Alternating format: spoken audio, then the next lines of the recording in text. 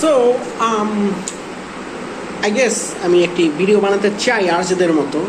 আমি কোনো আইডিয়া পাচ্ছিলাম না, সো কম্পিউটার পাশেই বসে রয়েছি। সো আমার মাথার মধ্যে কাজ করতেছিল যে আমি কী করতে পারি। তো আমার মাথায় আসলো যে আরজেদের মতো আমি ভিডিও বানাবো, আর তার জন্য আমার কিছু কমেন্ট দরকার, রাইট? তো চ্যাট জিপিটিতে আমি জিগাইলাম যে কটা কমেন্ট দেন, আমি আরজেদের মতো কমেন্ট করতে চাই অথবা প্র্যাকটিস করতে চাই। And he said okay, how I'm gonna make it. Let me tell you with this camera setting. There should be a topic where I can comment on the video, right? What should be the comment? What is trending today? রাজনীতি, right? Okay. আপনার মতো বর্তমান সরকারের চেয়ে বড় challenge কি? বর্তমান সরকারের সবচেয়ে বড় চ্যালেঞ্জ হচ্ছে গিয়া কি হতে পারে? বর্তমান সরকারের সবচেয়ে বড় চ্যালেঞ্জ আই গেস হ্যান্ডেলিং রাজনৈতিক দল। ঠিক আছে, একদল নির্বাচন চায়, একদল সংস্কার চায়, একদল নিজের এজেন্ডা বাস্তবায়ন করতে চায়, যেটাকে অবশ্যই সরকারের জবাবদিহিতা দিতে হচ্ছে।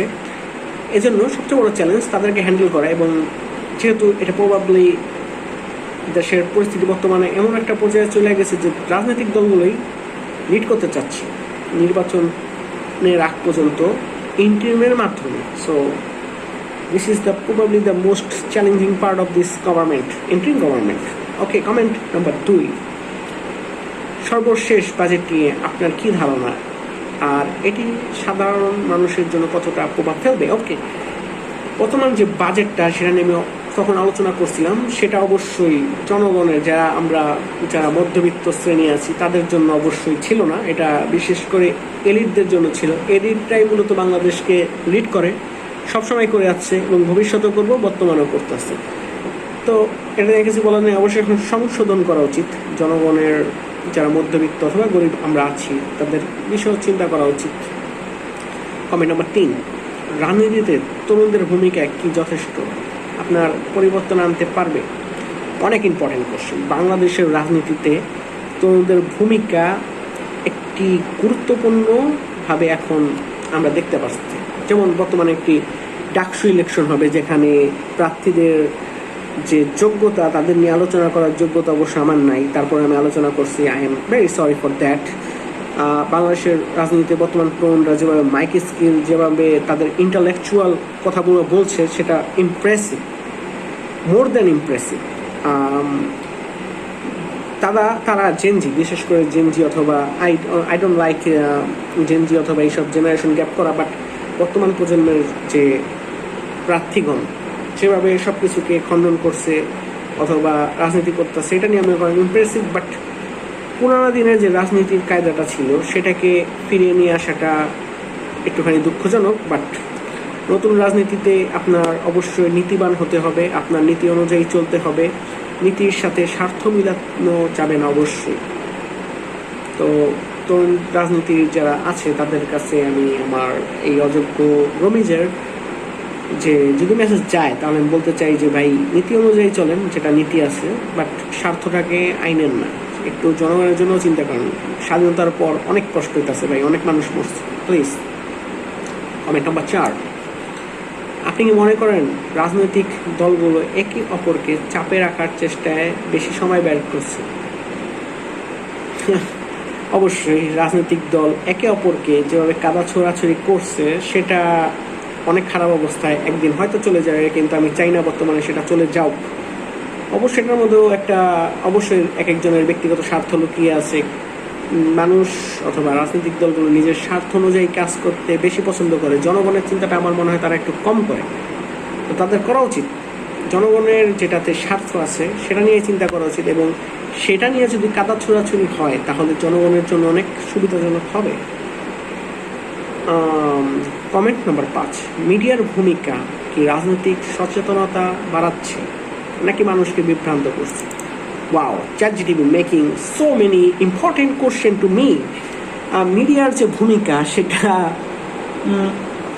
মিডিয়ার অনেক বড় একটা ফ্যাসিস্ট এখনও রয়ে গেছে, যেটা প্রবাবলি জনগণকে বিভ্রান্ত করার চেষ্টা করতেছে। But I hope media will be bring back to the society that talk about people, talk for the people, right? জনগণের জন্য যারা কথা বলবে তাদেরকে অবশ্যই স্বাগতম। আর যারা ফ্যাসিস্টের হয়ে কাজ করে তারা অবশ্যই জনগণের মধ্যে একটি বিভ্রান্ত সরানোর চেষ্টা করে ফ্যাসিস্টদের ফিরিয়ে নিয়ে আসার চেষ্টা করবো। তো দ্যাটস দ্য গেম, রাইট? আর পিছে তো দিল্লি আছে তাদের সাপোর্ট দেওয়ার জন্য। সো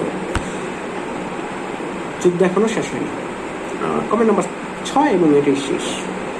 জাতীয় নির্বাচনের আগে সবচেয়ে গুরুত্বপূর্ণ বিষয় কি, আর আমরা ভোটে কিভাবে সচেতন থাকতে পারি? আজকে এটা নিয়ে ভাবছি যে জাতীয় নির্বাচনের সবচেয়ে গুরুত্বপূর্ণ বিষয় হচ্ছে গিয়া রাজনৈতিক দলগুলো কিভাবে তাদের প্রার্থী নির্ধারণ করবে। রাজনৈতিক দলগুলো নির্বাচনের আগে যেভাবে বিভিন্ন দলের মাধ্যমে, বিভিন্ন কমেন্টের মাধ্যমে, বিশেষ করে বিএনপির যে কিছু কিছু হাইলাইট হয়ে গেছে, ফজু Bangla, I don't know about his মুক্তিযুদ্ধ সার্টিফিকেট, বাট জনাব ফজু রুমিন ফারমানা যারা আছে তারা যে কথাবার্তা বলছে এবং জনগণের মধ্যে তাদের একটি যে অ্যাটিটিউড নিয়ে আইছে সেটা একেবারে নেগেটিভ।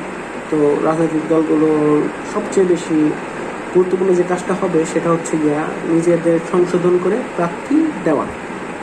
আবার এর মধ্যে অনেক বড় একটা জায়গা আছে যেখানে বিশেষ করে বিএনপি অনেক বড় বড় জায়গা আছে যেখানে আমি থাকি, সেখানে বিএনপি অবশ্যই জিতবে। আমিও নিজেও চাই বিএনপি জিতুক, কারণ কেরানীগঞ্জের একমাত্র নেতাই হচ্ছে আমানুল্লাহ আমান। তাকে টক্কর দেওয়ার মতো লোক এখনো 90-এর পরে হয়তো তৈরি হয়নি, আমি সবসময় শুনে আসছি। But I guess this is very much I will be very excited for seeing the practice. আর সবচেয়ে গুরুত্বপূর্ণ আমরা কি ভোটে সহযোগিতা করি, আমরা ভোটে আমরা অবশ্যই সচেতন থাকবো। যারা এনসিপি অথবা জামাত যারা আছে তাদেরকে অবশ্যই দেখে দেখে ভোট দেওয়া জরুরি, কারণ বিরোধী দল অবশ্যই থাকতে হবে, রাইট? একটা গণতান্ত্রিক দেশের যদি প্রক্রিয়া থাকে তাহলে বিরোধী দলকেও টিকিয়ে রাখতে হবে। তার কারণে আমি চাই যে তারাও ভোট পাক, বিএনপিও ভোট পাক, একটা চ্যালেঞ্জিং অবস্থা। But the one thing I really want that ক্ষমতায় যাওয়ার জন্য কোনো ধরনের violence will be probably not like it. And আমার মতো হাজার হাজার কোটি কোটি লোক আছে যারা এটা পছন্দ করবো না। আর এটা যারা যদি কেউ তৈরি করতে চায় তখনই তারা নব্য ফ্যাসিস্টের আকারে এসে পড়বে। তো আজকের জন্য এটাই। 10 মিনিট হয়ে গেছে আমার কমেন্টের, এবং I guess I can talk lots about politics.